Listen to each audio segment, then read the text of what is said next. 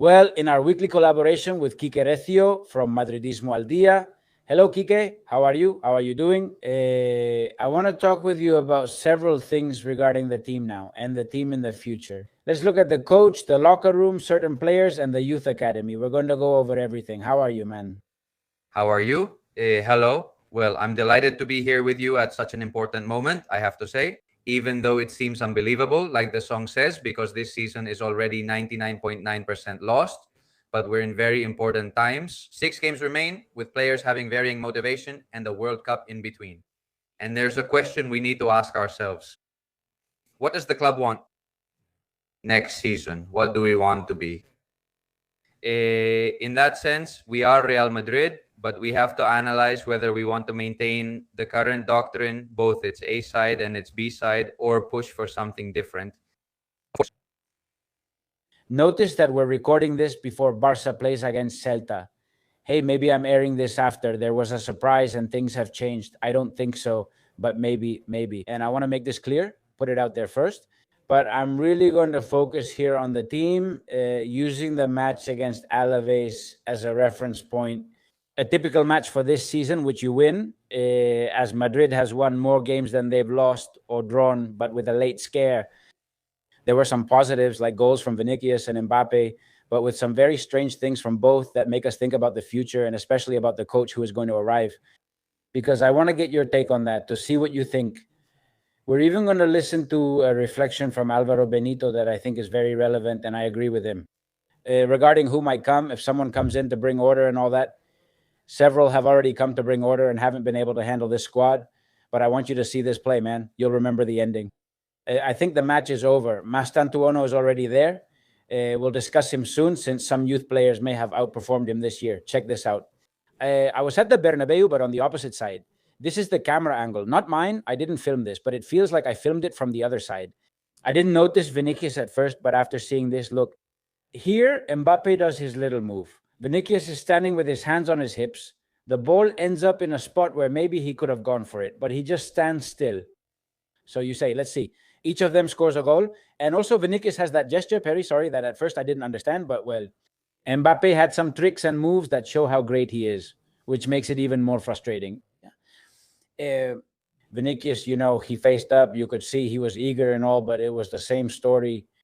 They're two footballers that, after what happened in Munich, I really got pretty worked up about what happened in Munich. I mean, with that last play, you can tell me what you think. But to me, it was intolerable that both of them didn't understand how important that moment was for Madrid in the 88th minute after Camavinga was sent off. You have to protect the edge of the box a little, knowing that Bayern Munich was looking for that. Honestly, you can make your run afterward. That's true. You have to be ready. But the main thing needed in that play was defense. That's it, man. I mean, do you think the team won't change no matter who comes? If these two don't understand, as good as they are, and they're going to keep scoring goals, they don't understand. Certain things the coach tells them, which I'm sure Arbeloa tells them about. You have to know how to press better. You have to defend a little more. You have to help the team more. You have to understand football in a more collective way. Do you think that if this isn't nipped in the bud, this is going to get better? Well, look, in that sense, two very clear things. On one hand, there are two players who, as of today, require their own very important ecosystem where it's understood that the team, in several aspects already analyzed, has to work for them, make extra efforts, and make certain runs. And then, well, the club itself is the one that, with its two sides, as I said before, allows it. This situation is a bit of a dichotomy. Ultimately, it's about winning titles. You have to ask if this move brings Real Madrid closer to winning or takes them further away. As of today, I think it's taking them further away. It takes them further away because what Madrid gains in power, they lose in balance. What Madrid gains in speed and in executing movement in transition, that is, into space, like what we saw in Munich, they lose in defensive execution. By defensive execution, I mean positioning, tracking back, and covering. You mentioned a very serious case of lack of commitment at a key moment in the Champions League knockout stage. Certain players said it doesn't matter if there are 8, 7, 6, 5, or 9 of us here. The help I'm going to give is what it is. But do you think, sorry, Kike, do you think that's a lack of commitment? I think, look, they don't understand that moment of the match. Vinicius does understand it, but Vinicius, look, for example, Vinicius does understand it because he's a player who has had different stages in his career at Real Madrid and has worked much harder. He's contributed much more from the left side. In fact, at a certain point in the 23-24 season, Ancelotti had to put Bellingham in that area because there starts to be a Vinicius who surely starts to be more willing to put in the work. And above all, Vinicius has a problem because he takes a long time to get going on defense, but he also starts to take a long time to get going on offense. How many? Sometimes when they're standing still, they don't make a single run, not even one. Here we've seen it in a crossing situation, but attacking the space when there's already a transition, it's different. That's where he feels very comfortable. And Mbappe, well, the thing is, Mbappe has always been like this. So the thing is, I'm not surprised by how good he is. Well, like you said, brilliant plays, spectacular dribbles because he's really great. But then he's a player who, I have to say, in certain movements, both in the box and in understanding his teammates, he still acts like a youth player. Yes, I have to say it like that, but this isn't new either. So for me, Mbappe seems like a player who feels comfortable on the left side where, let's say, I think he's a player who really needs to stay a lot on the left, but so does Vinicius because otherwise they feel strange, like outsiders. Although Mbappe wants to be a number 9 and he scores goals like a number 9, he definitely doesn't have the movements of a number 9. Do you remember this? This was against, yeah, this is against Osasuna. First match day. This is a big misunderstanding. He does a roulette. I remember, wait, I don't even need to show it. Actually, show it. He does a roulette here. The thing is, I have to show it a little slowed down. Yeah, careful here, but look. That's why he does the roulette. It's amazing. He goes in and there are 3 guys. Yeah. And instead of passing it to Vinicius now and continuing with, let's say, the play, he goes back. Yeah, look, now he does a fancy move. That's it. To pass it to Arnold. And he has Guller saying, please, let's transition to the left side for runs. Look.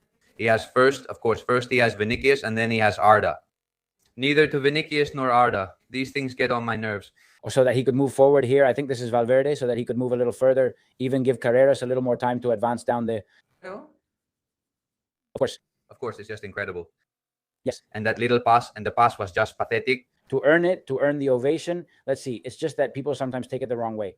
Because, of course, here some people might get confused because it seems like if you're with Vinny, you're not with the other guy. And if you're with the other guy, you're not with Vinny. I honestly don't care. I think both of them are amazing. Both of them are incredible at Real Madrid level, of course, without any doubt, of course. It's just that we've already had 2 years in which... But especially far away, Miguel Serrano from the ultimate goal, man. I mean, okay, the Copa, the Super Copa. But the thing is, I compare myself with the patterns of play, with what the work line is, the structure, the balance of teams, Champions League level, top. And honestly, we're a great team. I mean, Real Madrid has a very good squad. Not as good as people think. They're very good, but not as good as people think. But above all, there's a lack of unity. Definitely a lack of team unity. Exactly. And therefore, I think that I still trust in the coaches. I mean, there are people who say, look, some recent information has come out about Florentino, what he wants for this coming year and so on, and that Florentino still thinks this is a coaching problem. And you say, well, I made a video about it and I called it terrible news. Of course, it seems like terrible news. Of course. So what's going on? Neither Ancelotti nor Xavi Alonso nor Arbeloa have been able to do it. Is it a coaching problem or is there a pattern here? And the pattern can only be the squad. And the one at the top? Of course, that's why. And the one at the top, I mean, because of the way the squad is ultimately set up. This thing about Naninho came out, and I always take it with a grain of salt. Still, Naninho did have good information on Carreras back in the day. I mean, there have been people that I always say when I share some news from someone, from an insider, I always say, let's leave it at that. Let's take it with a grain of salt. And I always remember maybe what they got right back in the day, a bit about the profile of the person who's giving us the information. So he says that Florentino Perez reproached Alvaro Arbeloa several times for putting Thiago Pitar ahead of Eduardo Camavinga in his lineups. Despite this, Arbeloa kept doing it, but Pitar has been absent from the starting 11 in the last 2 matches. I don't know, but it wouldn't surprise me since it's happened at Real Madrid before. What do you think? Yes. Well, this isn't new at Real Madrid, indeed. Of course. There have been periods. You and I, who are over 40 years old, have seen many things. Of course. Good things, bad things, average things. And there has been a lot of talk about the influence, or let's say, Florentino's impact on sporting matters, in decision making, in being attentive, in being close to everything related to sports. And sometimes it's said to be excessive. And I think this fits with the variable. In my analysis, Arbeloa did very well by putting Thiago Pitar in. In fact, that's one of the things I've liked most about Arbeloa too. All of this happened before the international break, the one that crushed us, along with some other things. Thiago was a highlight, especially needed due to limited ability to run into space. Tactically speaking, the team had problems providing cover, staying balanced, pressing, and helping out. Thiago gave us all of that, the kid, with no experience at the top level. Alvaro trusts him because the kid has talent. Still, I wish he showed more of it since he has it. And Camavinga wasn't ready to be the kind of guy to say, hey, I'm here, guys. That thing he said, right? They asked him about being the organizer for Real Madrid. Cama was never much of an organizer, and his mistakes with and without the ball have pushed him even further from that role. So Arbeloa's decision reflects that, as Alonso knows, Arbeloa has done some things well and some badly. Sorry, but this is something he did well. In fact, there are things about Arbeloa that I don't agree with. But in this case with Thiago, for example, I do agree that he did well. Then Thiago may have made his own mistakes. But come on, Camavinga isn't exactly in any position to say he hasn't made mistakes. Of course. Anyway, I don't know. Florentino, in the end, well, it's kind of what has always been said, that the sporting side carries a lot of weight for him, that he's someone who likes to be there. It was also said that when he returned, he would distance himself from those things and the talk about his focus on the locker room. But, well, in the end, he's the kind of man who makes the same mistake twice. Well, yes, anyway. Thank you. There are several rumors about the coach for next season. Several names have come up. Yes. They all sound good to me. I mean, how could Klopp not sound good to me? How could even Pochettino not sound good? He seems like a good coach. I would even be fine if Arbeloa stayed, because Arbeloa hasn't been able to finish his work. Even that sounds good to me, though it's a bit stranger. I honestly think his time has passed, even though we care about him, this man, Mourinho. But I mean, yes, if they don't listen to him, it won't make any difference. To this post from this United Scores 90 account, Scores 90 correct, Scores 90 Mbappe liked it.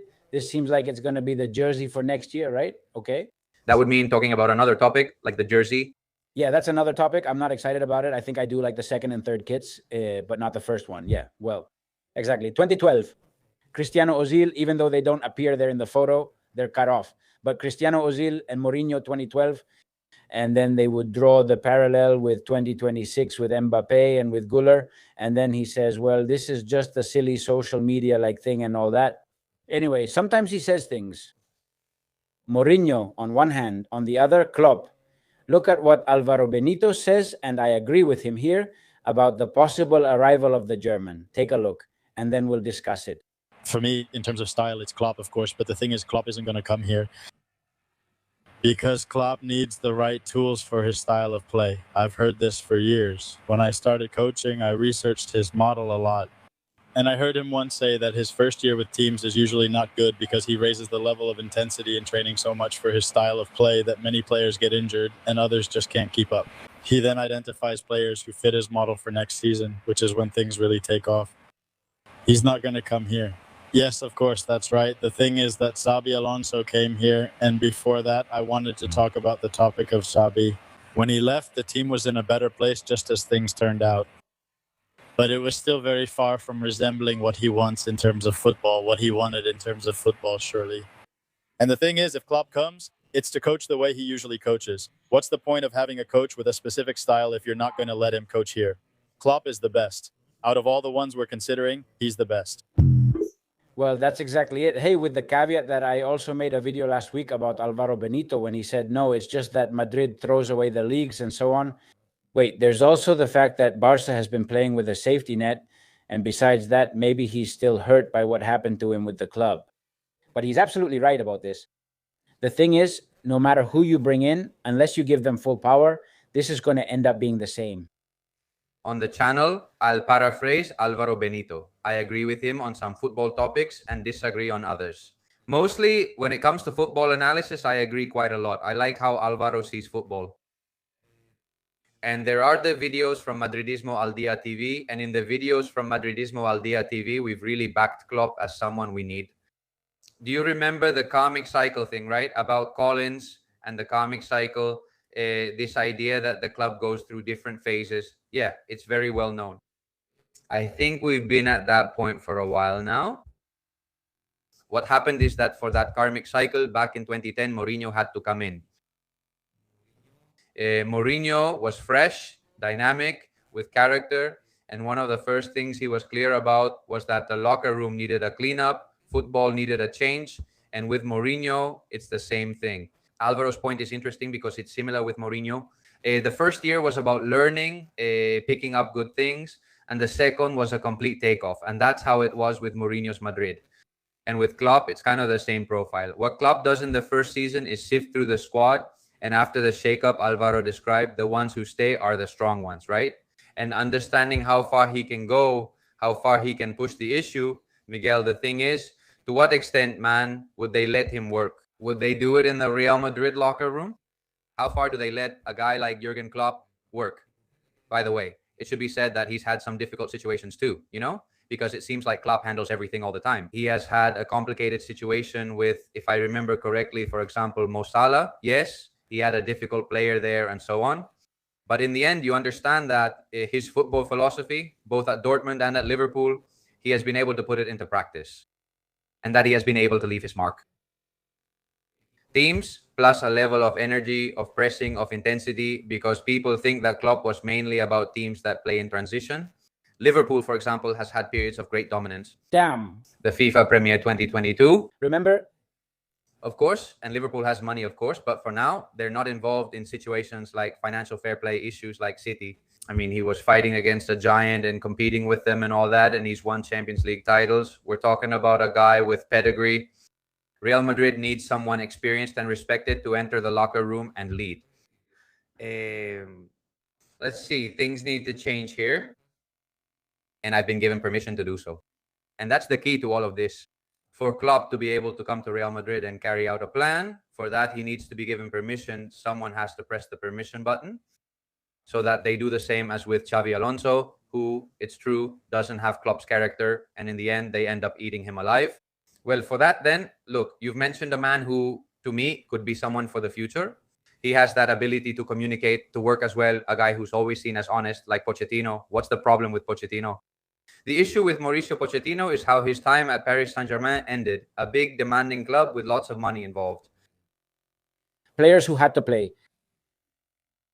We have to remember that Pochettino was there during a cycle with a lot of big names, and we probably didn't see the best PSG with him. I remember, for example, a certain moment with Thomas Tuchel, and look how it ended with Mbappe. It's complicated to bring in that kind of coach. So Pochettino does have a really good quality, which is that he's a guy who knows how to create synergy within the locker room. At Tottenham, he built something huge, tremendous. But of course, this is Real Madrid, my friend. Xabi Alonso already built that synergy at Leverkusen. So he says that Real Madrid is a different beast and Tottenham is too. Pochettino Arribes, what kind of resume does he have? A good resume, of course. But right now, at Real Madrid, a good resume isn't enough. You need someone like Mourinho or Klopp. People who have won major titles, who have that kind of experience. Of course. And this is Oppenheimer. I mean, if what you want is, let's say, to create a nuclear weapon inside a locker room, Julian Nagelsmann is the obvious choice. As a coach, he's a very hardworking guy, but he doesn't have an exceptional pedigree. Now, with Germany, we'll see. He has a good pedigree in Germany and all that, but look at what happened with him at Bayern too. I mean, he's a complicated guy. He's a guy who left on a bad note and has made some shady statements, and he'd really put people up against the wall. In that sense, and he's a lot like Mourinho. He can really back you into a corner. Without being Mourinho. No, not in a bad way, not like Mourinho. But if you're not doing well, he'll tell you. Of course. Can you imagine him talking to Vinicius, buttering up Vinicius and Mbappe? I just don't see Nagelsmann in this situation. And besides, I insist, I think someone with really significant achievements needs to come. Otherwise, it's difficult. At this point, totally. Hey, and lastly, the youth academy, man. Whenever I talk about the youth academy, I always like to know your opinion because, well, you know all these guys. By the way, the other day I was shopping here in Valdebebas with Manuel Angel, man, I swear. Oh, I see him passing by the fruit section and I say, damn, this kid is a babe. This kid is a babe. I didn't say anything to him because I'm not into that stuff. Just imagine if you say to him, hey, babe, that's where things get complicated, huh? Hey, I really like him, man. Honestly, him and Thiago Pitar, who we just talked about now. But there are people coming up from behind, and some are just as good, or I don't know if they're better, but they're really good. I think this generation or the kids coming up now, I don't want to get too excited, but there are kids coming up now who maybe wouldn't have come in other times. Do you see something in the youth academy now that we didn't see before? The youth academy has produced some excellent generations. There have been situations with, for example, from 2010 to 2012 with Carvajal, Morata, Jesse, Nacho, all of them. There have been more or less prolific moments, but everything from 2022, Arbeloa with the youth team, the emergence of Raul, and now with Alvaro Lopez, suddenly a really good generation has appeared. There are no fewer than 67 kids who have tremendous potential. And even some who have been talked about a lot, like John Martinez, now might raise a few more doubts as well. They're very young people. Now, Javi Navarro, an enormous impact. There's a lot of talk about Jofana, who has been called up for Castilla. A 16-year-old kid, an under-16 international. Diego Aguado, we've already seen him with the first team. We saw him against Deportiva Minera, his debut with Ancelotti. Then we've seen more of him. Center back, left-footed, very suited for the Bundesliga. In fact, Borussia was interested in him about a year and a half ago, if I remember correctly.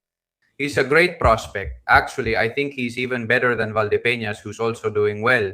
We're also seeing Captain Carlos Diaz. Watch out, Valdepeñas, since you brought him up. Mateo Moreto says the inside scoop is that he fits well in the Bundesliga. He's a left-footed center-back who brings the ball out, carries it well, has a good touch, intercepts effectively, and tackles well. Very good. So, of course, they fit really well. And then there's Dani Yanez too, who has also been talked about a lot. Jesus Fortea, of course, who is still at that stage. There are a lot of options. There's a lot to choose from. I think more than ever, Kike, really. I mean, let's see. Nico Paz is coming, Victor Munoz. Well, we take Endrick out of the academy discussion, of course, but Nico Paz, Victor Munoz. We're talking about Diego Aguado, Jacobo Ramon. Let's see. Jacobo Ramon, let's see. Diego Aguado and Valdepeñas, maybe. Well, they get sent out on a loan abroad, same as Paz. I mean, Victor Andres. Sorry, in Stuttgart, where he's fitting in. That's true. This is Mami, well, Petark himself, right? Obviously, I would keep him on the roster for next year without any doubt because of what he's shown me and what that kid can offer. What he's talking about is Sheriff Fofana at 16 years old. If we're talking about practically babies, there's this David Sanchez, who's insane. That kid does well. I mean, he's nailing those Messi videos from Argentina. He's good. Many people also mentioned Gabri Valero, who seems promising. What's up with Gabri Valero, man? Because I've seen him. I mean, he's the same age as Lamine Yamal. Yeah, of course. Of course. It's just that in Madrid, look, who was the one who was president, the same age as Lamine Yamal, who both played for the Spanish national team and said, look, you go to Madrid, you go to Barca, and then he went to Portugal? Yeah, man, the one from Mendes right now. Did you catch me? Did you catch me? Yeah. See, Thiago, damn. I'm good, huh? I come here and I'm calm. No, Thiago Fake, no, man. No, Thiago Fake is the one from way back, no. I forgot. People are probably writing it in the comments. But yeah, I mean, these guys, hey. I'm going to look it up. Okay, now. I mean, they get a lot of pressure. Yeah, I'm looking it up. A lot gets put on their shoulders, you know, especially at Barca, right? There's always a lot more hype at Barca with the kids from La Masia and all that compared to Madrid. Hey, they mature well. I mean, they get older. Some of them make it, 20, 21, 22, so they move up. Asensio moved up late. Even Gonzalo himself also moved up. I mean, they didn't move up at 16 or 17 or 18. That's only for a chosen few like Raul. Well, even Thiago Pitar himself, he moved up very early. But just because they move up earlier doesn't mean they're going to be better. Not at all. But actually, I prefer when footballers develop a bit more. But well, then there are those other stories. That's why when I asked about Valero and remembered the other kid, have you found him yet? I haven't found him. So well, that kid left because he got fed up. Because he wasn't playing under Arbeloa. In fact, he went to the bench. It's frustrating, but these things happen sometimes.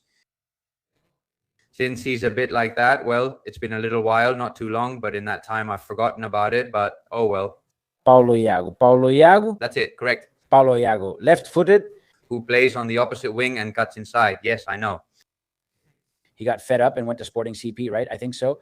Sporting CP, but he hasn't shined there either. That's why you have to be careful with these kids. But lately I see something in Real Madrid's youth academy I like more than before. Just so you know. Well, you also have to keep in mind that we've seen them more. In the end, it's also about being able to reflect that in the squad. Look, the other day, there was talk about a report that Madrid wanted to cut the first team squad to 22 players. That seems a bit staged in the current context, but anyway. But hey, if it really allowed us to actually start bringing through some of the kids to really give them a chance, then why not, right? Why not?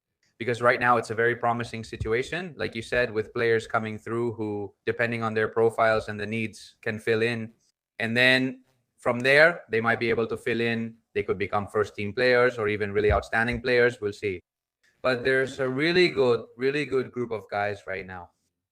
Yes, yes. Well, we'll see in the near future, since there are already people coming up who, were brought up precisely to become footballers, like Nico Paz and others who have moved up directly, like Thiago Pitar. I'm very optimistic about the future. I think that if kids from these generations start coming up, we might have something there that we haven't found or hadn't found yet in the Real Madrid Youth Academy in recent years. It's true, we did well, but barely used the Youth Academy. Sending a big hug to Kike. Like this video, subscribe here, and to Kike Recio's channel, Madridismo al Día. See you next time. Big hug. Bye-bye.